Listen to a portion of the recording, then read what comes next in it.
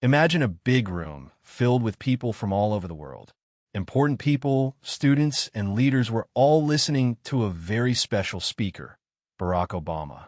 He stood tall and smiled, his voice strong and clear. He was giving a speech about how important it is for every country to be able to make its own choices. Obama talked about self-determination. It's a big word, but it means that people should get to decide what happens in their own country without others telling them what to do. He said it's like when you get to choose what game you want to play with your friends. It's much more fun when it's your choice. He also talked about young leaders. These are young people who are stepping up to make their countries better. Obama said that young leaders have the power to change the world. They can come up with new ideas and help people work together.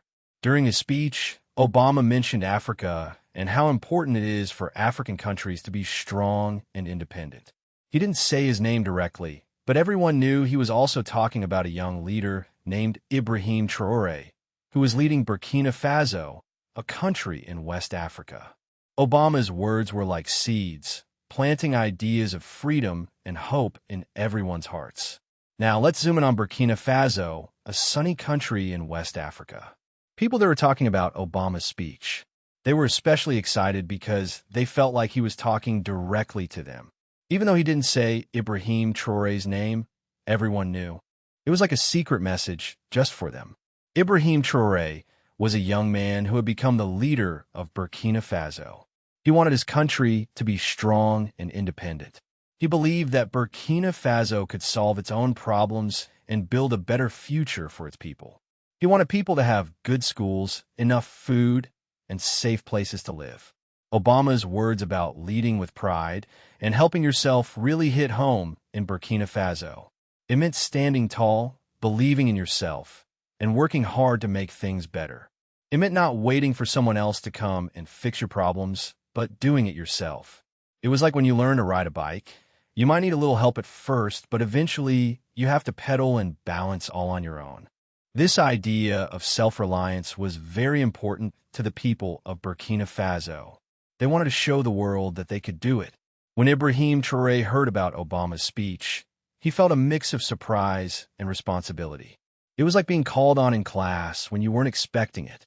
He knew that Obama's words carried a lot of weight, not just in Burkina Faso, but all over the world. Traoré sat down at his desk, thinking hard. He wanted to respond in a way that showed respect for Obama, but also made it clear that Africa was ready to take charge of its own destiny.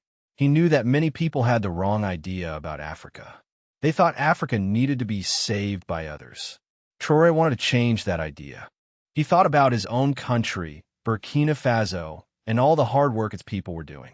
He thought about the farmers growing food, the teachers educating children, and the doctors caring for the sick.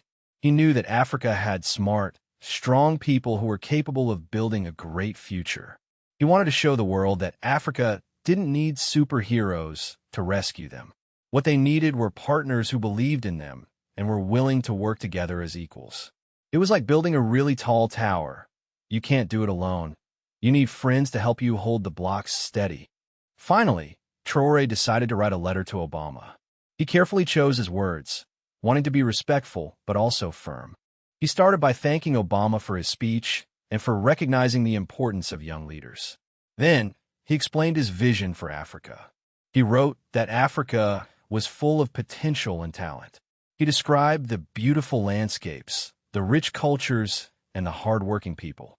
He said that Africa was not a place of problems, but a place of possibilities. The most important part of the letter was about partnerships.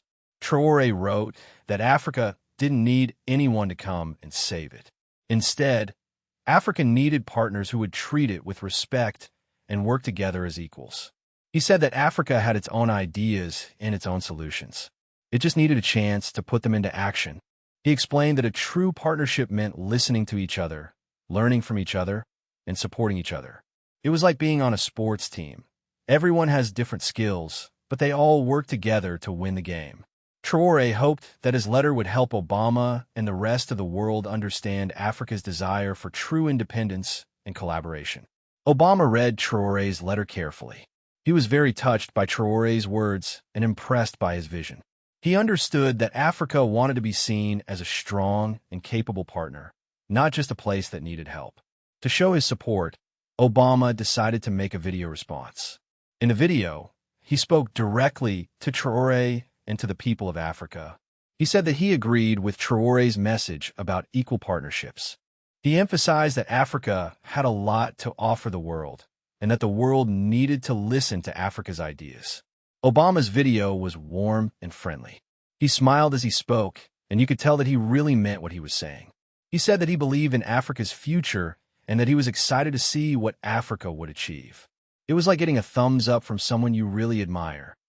The video was shared all over the internet. People from different countries watched it and started talking about Africa in a new way. They started to see Africa not as a place of problems, but as a place of opportunity and potential. The discussion about Africa's role in the world became even bigger and more important. People started to ask, how can we work together with Africa to build a better future for everyone? Inspired by the global conversation, Traoré decided to hold a press conference. He wanted to share his vision for Burkina Faso and for all of Africa directly with the world. He invited reporters from all over the globe to come and listen. At the press conference, Traoré spoke with passion and conviction. He talked about the importance of education, healthcare, and economic development. He shared his plans for making Burkina Faso a stronger and more prosperous country. He emphasized that Africa's strength came from its people. He talked about the importance of empowering young people and giving them the opportunity to succeed. He said that Africa's future depended on the hard work and dedication of its citizens. Traoré also talked about the importance of working together with other countries.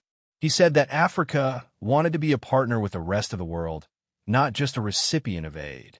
He believed that by working together, countries could solve the world's biggest problems. He painted a picture of an Africa that was confident, independent, and ready to take its place on the world stage. He wanted people to see Africa not as a continent of despair, but as a continent of hope. His words were like a call to action, inspiring people to believe in Africa's potential. The exchange between Obama and Traoré became a symbol of mutual respect and understanding. It showed that even though they came from different backgrounds and different countries, they shared a common belief in the importance of dignity and self-determination. It was like two friends from different schools realizing they both love playing the same game.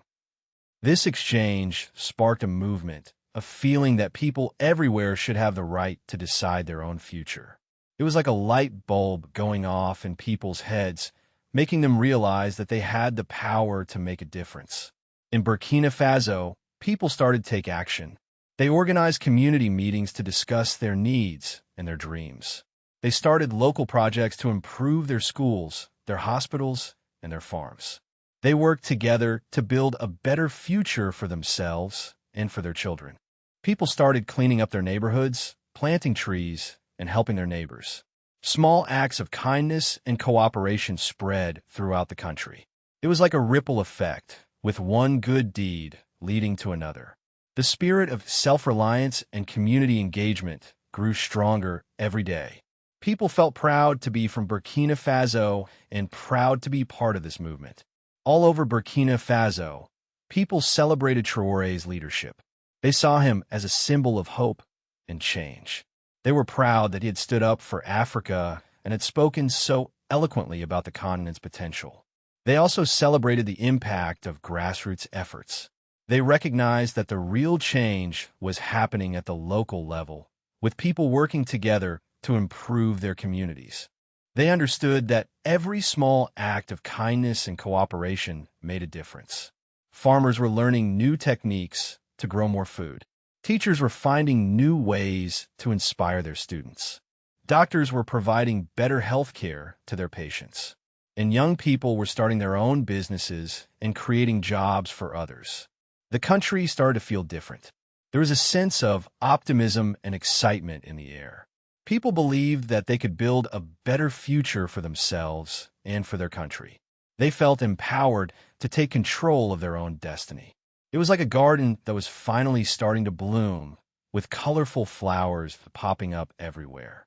The world began to see Burkina Faso in a new light, recognizing its strength, resilience, and determination.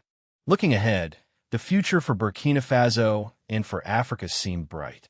The story of Obama and Traoré showed that even a small country can make a big difference in the world.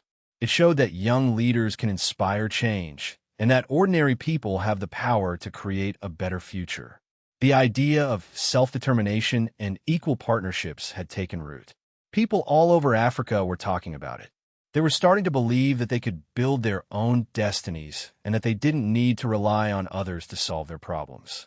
The story of Burkina Faso became an example for other countries. It showed that it's possible to overcome challenges and to build a strong and prosperous nation. It showed that with hard work, determination, and a spirit of cooperation, anything is possible. The world learned a valuable lesson from this exchange. It learned that Africa is not just a place of problems, but a place of potential. It learned that Africa has a lot to offer the world and that the world needs to listen to Africa's voice. The journey had just begun, but the path forward was filled with hope and promise, like a brand new day dawning.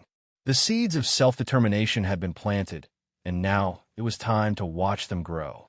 And that is the story of how a speech, a letter, and a video sparked a movement of hope and self-determination in Burkina Faso and beyond.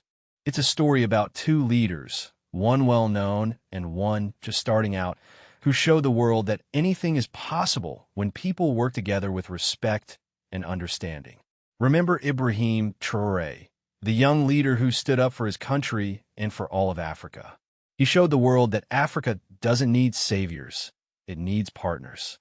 He reminded everyone that the power to create a better future lies within each of us. And remember Barack Obama, the leader who listened and responded with kindness and support.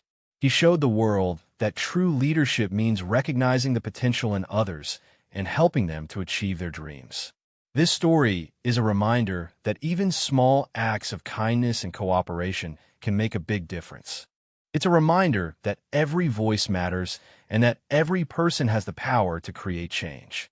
It's like planting a tiny seed. You never know what beautiful flower it might grow into. So, let's all be like the people of Burkina Faso. Let's work together to build a brighter future for ourselves, for our communities, and for the world. The end.